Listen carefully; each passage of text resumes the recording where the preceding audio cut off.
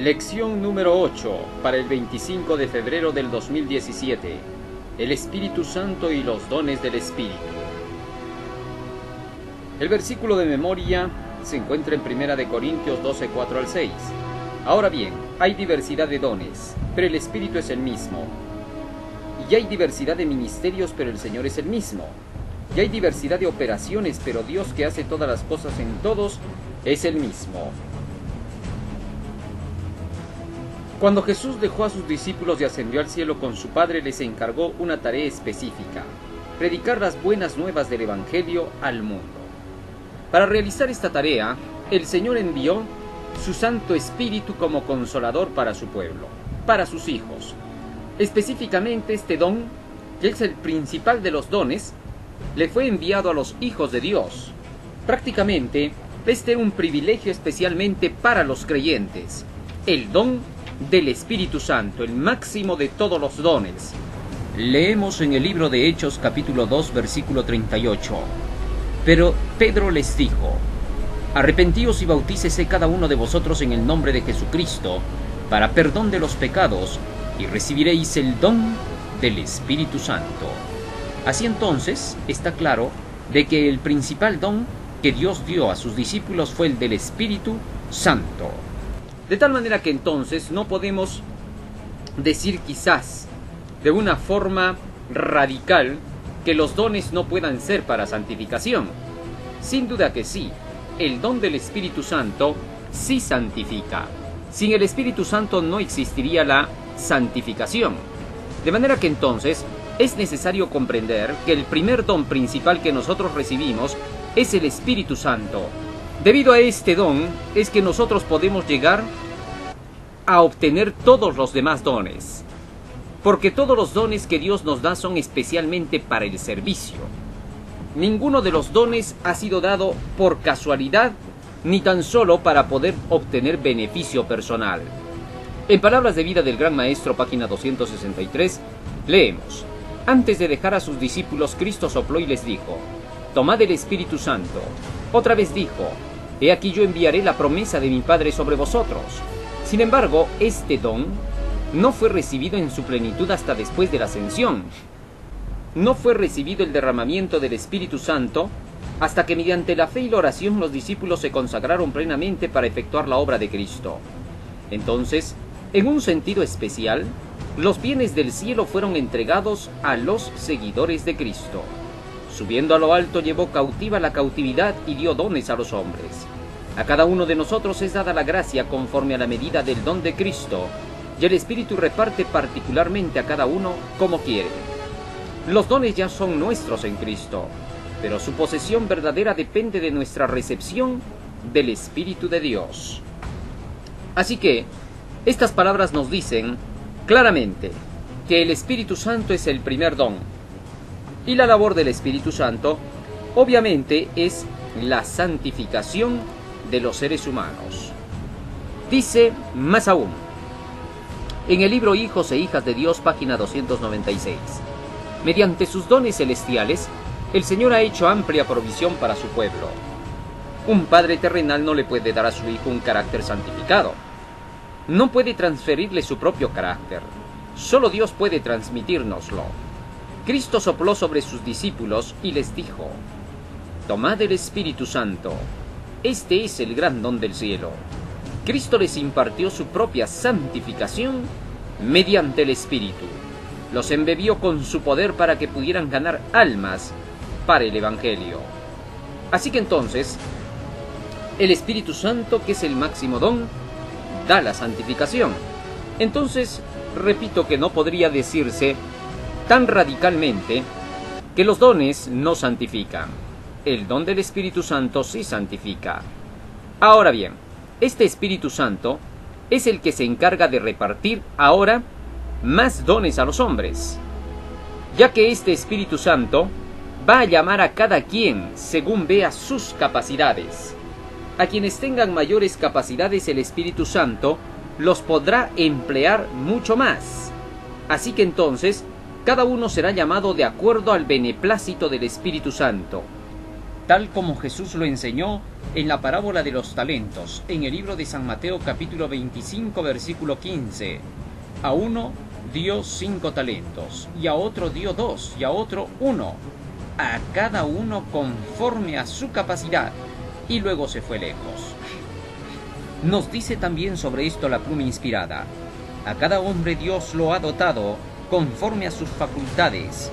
Los talentos no se distribuyen caprichosamente. El que tiene capacidad para usar 5 talentos recibe 5. El que no puede aprovechar sino 2 recibe 2. El que puede sabiamente usar solo 1 recibe 1.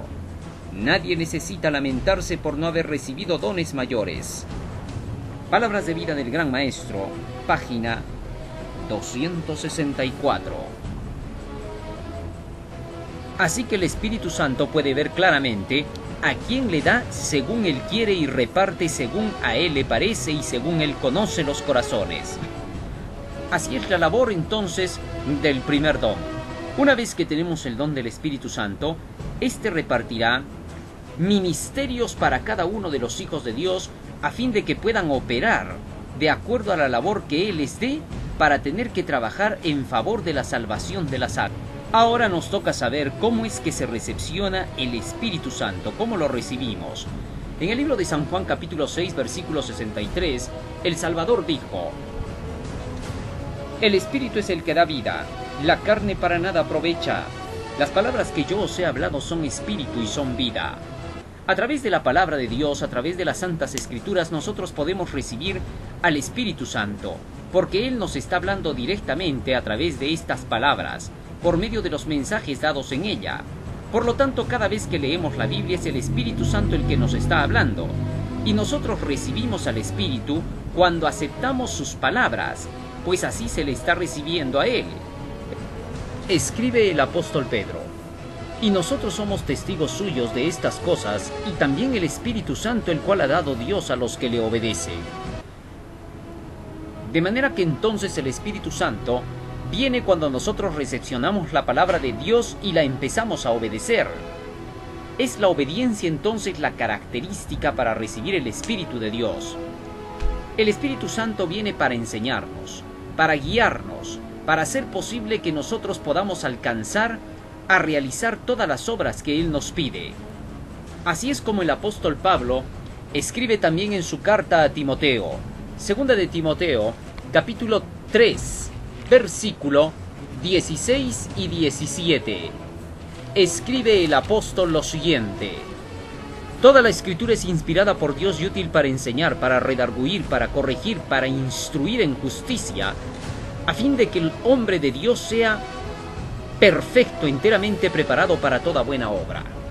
La labor del Espíritu Santo a través de la palabra del Señor es capacitarnos con dones para que nosotros podamos distribuir la palabra del Señor a otras personas. Segunda de Timoteo capítulo 2 versículo 15 por eso dice: procura con diligencia presentarte a Dios, aprobado como obrero que no tiene de qué avergonzarse, que traza bien la palabra de verdad.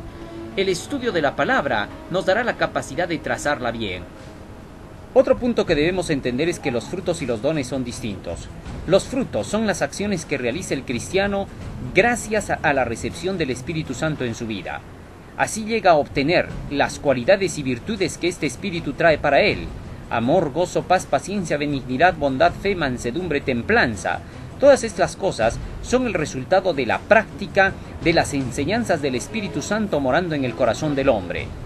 Esto es obediencia a la ley de Dios. Pero por otro lado, los dones son capacidades y habilidades que el Espíritu Santo da para que nosotros podamos evangelizar. El propósito de los dones es precisamente ese, la evangelización. Escribe sobre este particular el apóstol Pablo, por lo cual dice, Efesios capítulo 4 versículo 8, subiendo a lo alto llevó cautiva la cautividad y dio dones a los hombres. Versículo 11. Y él mismo constituyó a unos apóstoles, a otros profetas, a otros evangelistas, a otros pastores y a otros maestros, a fin de perfeccionar a los santos para la obra del ministerio, para la edificación del cuerpo de Cristo. Aquí hay algo interesante. Jesús reparte los dones a través del Espíritu Santo con el propósito de que éstos puedan producir dentro de la iglesia hombres con capacidades como para poder enseñar la palabra y evangelizar al mundo, que es el punto principal de la salvación. De tal manera que estos reciben la capacidad algunos de ser apóstoles, otros maestros, pastores, evangelistas, profetas, etc., para que estos puedan edificar el cuerpo de Cristo. Para edificar el cuerpo de Cristo, dice aquí, ellos tienen que enseñar la palabra hasta perfeccionarlos. La única forma de poder enseñar la palabra hasta perfeccionarlos es enseñándoles los caminos de las leyes de Dios. Recordemos que el primer don que debemos de obtener y que debemos de ver en particular es el don del amor. El amor también es un don, un regalo de Dios, puesto que el hombre por sí solo no tiene amor. Nuestra naturaleza, como dice el apóstol Pablo, es mala y perversa. Dice en el libro de Romanos, en el capítulo 7 y en el versículo 18, porque yo sé que en mí, esto es, en mi carne, no mora el bien. Tal es así que entonces dentro de nuestra carne no mora el bien, y es necesario recibir el primer don, que es el del amor. El amor es el cumplimiento de la ley, dice Romanos 13:10. Por tanto, los que quieran ministrar dentro de la iglesia del Señor tendrán que recibir el fruto del amor, que en este caso es la obediencia a los mandamientos de Dios. Así le fue dicho a Moisés en tiempos pasados que se debía de organizar el pueblo del Señor para la predicación. Jetro, que era el suegro de Moisés, le dijo, Éxodo capítulo 18, versículo 19 y 20. Oye ahora pues mi voz, yo te aconsejaré y Dios estará contigo.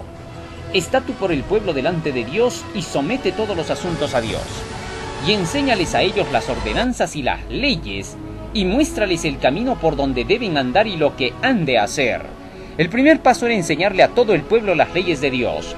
Y el resultado de enseñarles las leyes al pueblo de Dios sería que se distinguiría quiénes eran los temerosos de Dios que en verdad amaban estas enseñanzas. Versículo 21. Además escoge tú de entre todo el pueblo varones de virtud temerosos de Dios, varones de verdad que aborrezcan la avaricia, y ponlos sobre el pueblo por jefes de millares, de centenas, de 50 y de 10. Notemos claramente que aquí se nos dice que después de evangelizarlos con todas las leyes, se notaría a los temerosos de Dios. Deuteronomio capítulo 6, versículo 2 dice, para que temas a Jehová tu Dios, guardando todos sus mandamientos. Así que entonces, todos aquellos que reciben las enseñanzas de las leyes de Dios y deciden que las van a obedecer son los temerosos de Dios. Y dijo de estos temerosos de Dios, a estos los pondrás por jefes de 1000, de 50, de 100, ya que estos al tener las leyes de Dios tenían el amor de Dios en sus corazones, ya que Jesucristo dice, el que tiene mis mandamientos y los guarda, ese es el que me ama, San Juan capítulo 14, 21. De esta forma, es como entonces se hacía la elección para que aquellos que tuviesen el fruto del amor en sus corazones, gracias a la recepción de los mandamientos de Dios, de las enseñanzas de su palabra, pudieran entonces destacarse como buenos líderes dentro de la iglesia.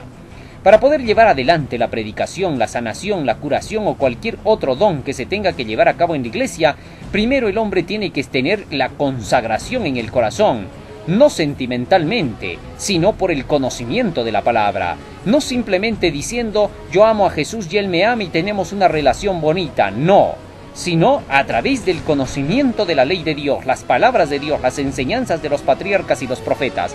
Porque ¿puede acaso un ciego guiar a otro ciego?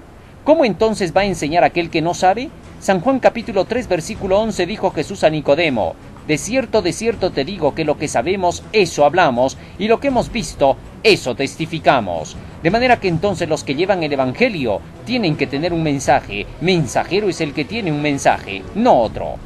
Otro punto clave que debemos entender en la recepción de los dones es que estos vienen por gracia por parte del Señor.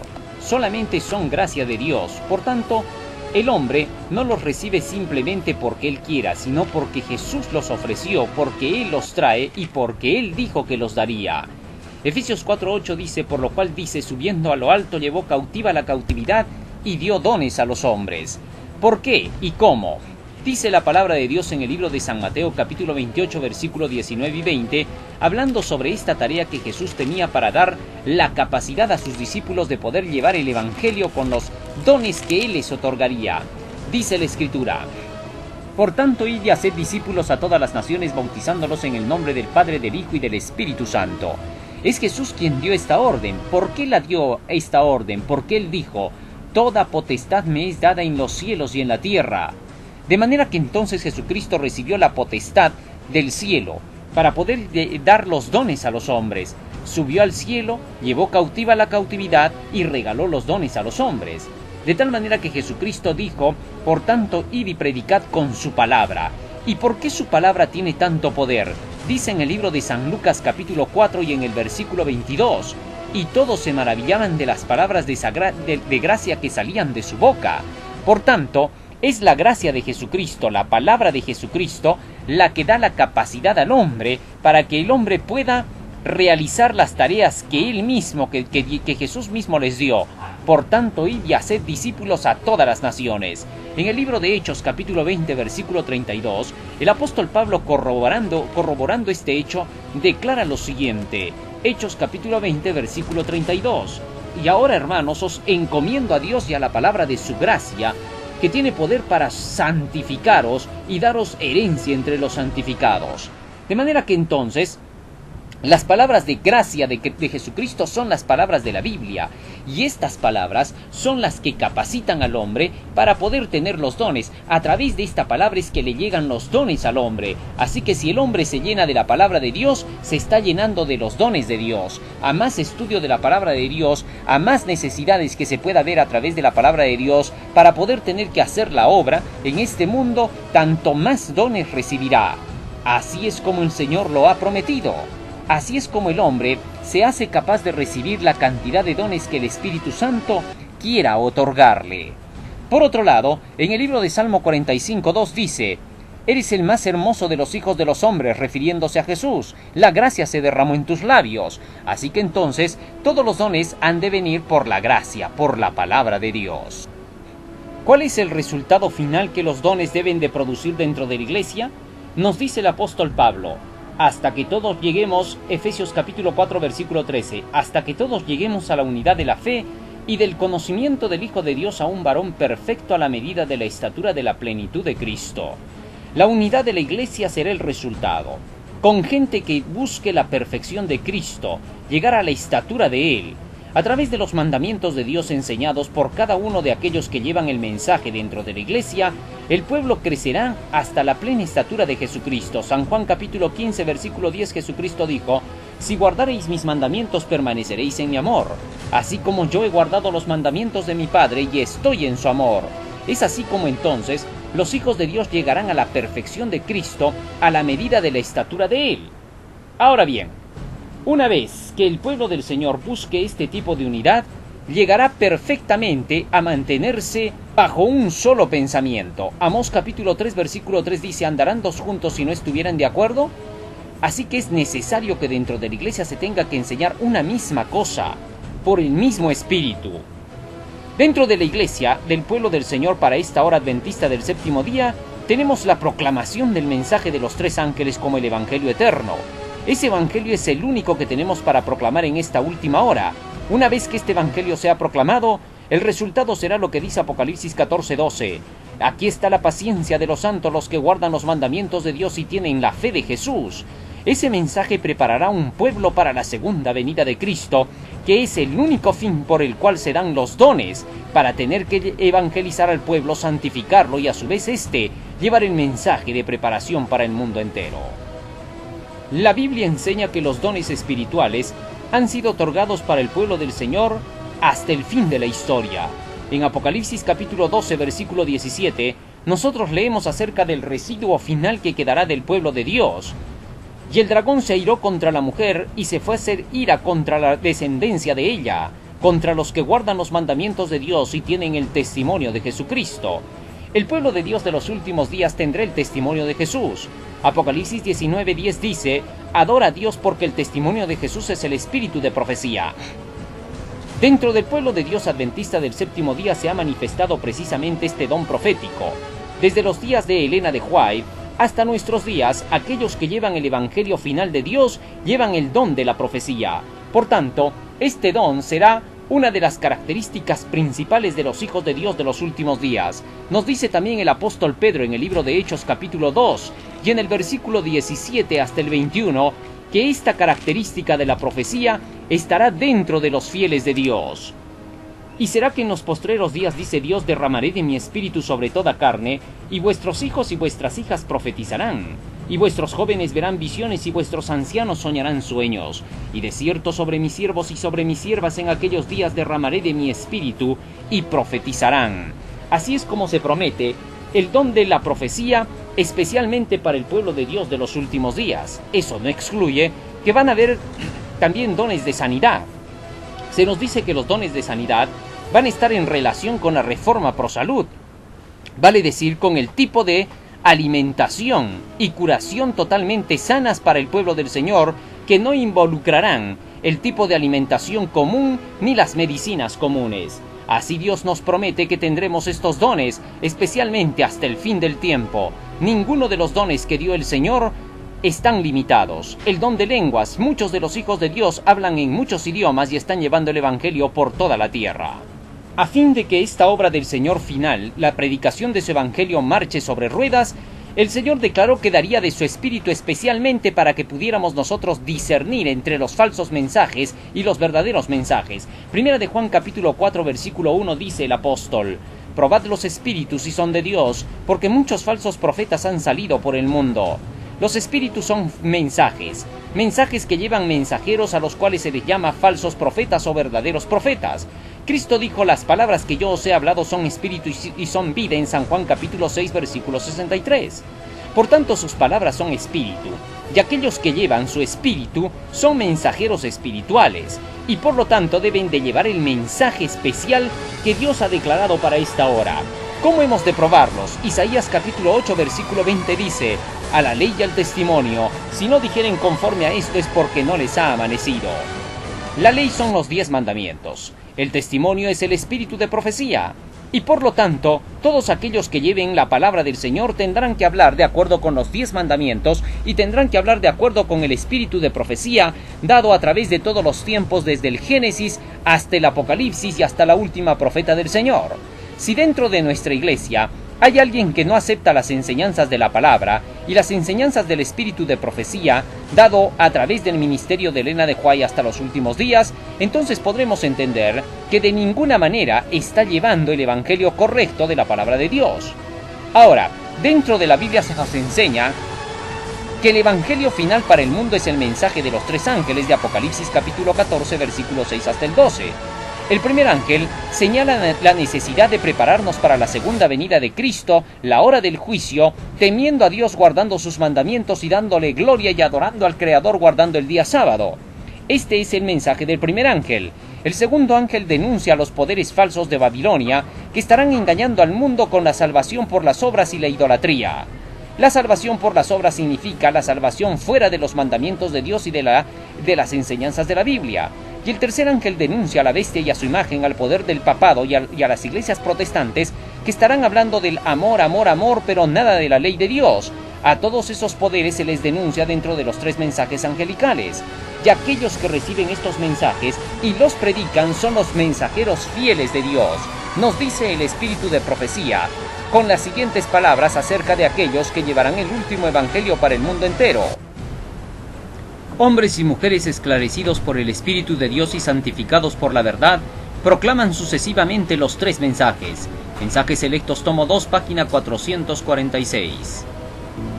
Finalmente, la palabra del Señor, a través del apóstol Pablo y de los demás apóstoles, nos advierte acerca de aquellos que quieran simplemente utilizar los dones con el propósito de poder llevar falsedades. Jesús advirtió acerca de los falsos profetas, San Mateo capítulo 24, versículo 24. Falsos profetas y falsos cristos que vendrían y engañarían, de ser posible, aún a los mismos escogidos. El apóstol Santiago nos habla acerca de un grupo de personas que solamente buscan la alabanza, al igual que la buscaron los 70 discípulos que se apartaron de Jesucristo en San Lucas capítulo 10, versículo 19 y 20. Jesús había declarado a este tipo de discípulos que pensaron que los dones de Dios eran para su alabanza propia. Ellos estaban contentos de haber visto cómo los espíritus se les sujetaban.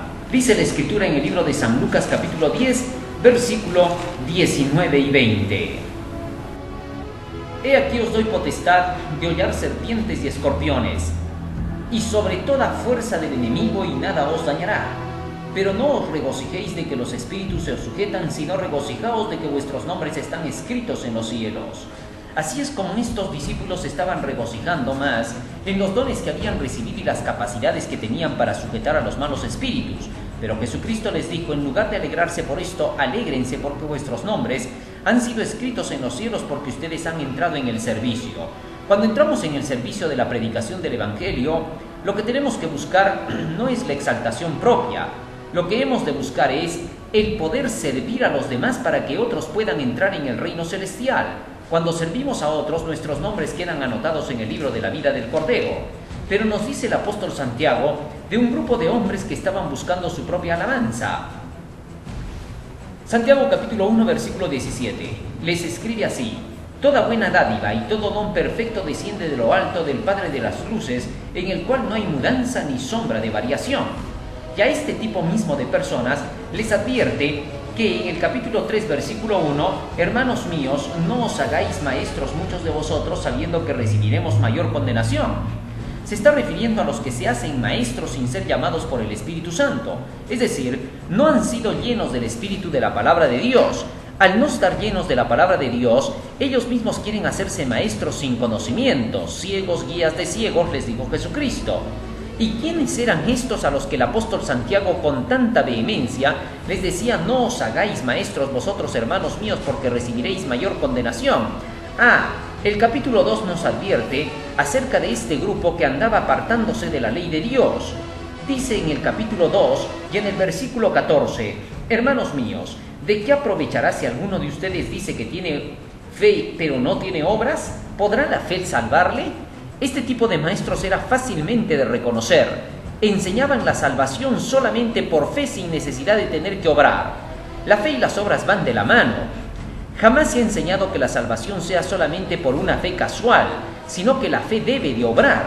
Y el apóstol Santiago dice claramente en el capítulo 2, versículo 10, porque cualquiera que guardare toda la ley y ofendiere en un punto se ha hecho culpable de todo.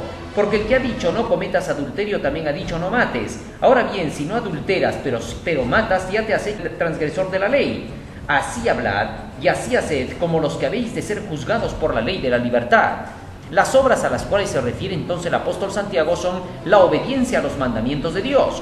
Pero este grupo de falsos maestros no quería obedecer los mandamientos de Dios. Así que por eso es que se notaba que se estaban exaltando a sí mismos. El apóstol Santiago es claro cuando también les llama la atención a este tipo de falsos maestros que debieran de tener cuidado, que no vaya a ser que se dejen llevar por sus propias lenguas, que simplemente van a encender fuegos que no se van a poder apagar. Así es como nosotros debemos aprender. El seguir los mandamientos de la ley de Dios nos traerán paz y tranquilidad y no amargura ni contención. Así se conoce entonces hasta el día de hoy a los falsos maestros. El apóstol Pedro nos advirtió de que en los últimos días habrían falsos maestros que se meterían dentro de la obra, así como en el tiempo pasado. Nos dice el libro de Segunda de Pedro en el capítulo 2, versículo 1. Pero hubo también falsos profetas entre el pueblo, como habrá entre vosotros falsos maestros, que introducirán encubiertamente herejías destructoras y aún negarán al Señor que los rescató, atrayendo sobre sí mismos destrucción repentina. Versículo 3, por avaricia harán mercadería de vosotros. De manera que entonces estos falsos maestros buscarán la avaricia, se preocuparán más por el asunto de la economía, frenarán el evangelio en otros lugares por el asunto de la plata y solamente hablarán del dinero, cuando en realidad la obra es llevar el mensaje de los tres ángeles para este último momento dentro del pueblo del Señor. Así que entonces, en conclusión, las características para reconocer a un falso maestro: no predica los mensajes de los tres ángeles y por lo tanto no quiere hablar sobre las profecías ni sobre la ley de Dios. Para él solamente es la fe, fe solamente fe, amor, amor solamente amor, pero nada tienen que ver con la ley de Dios ni con la palabra de Dios, que son la fuente de la fe y del amor.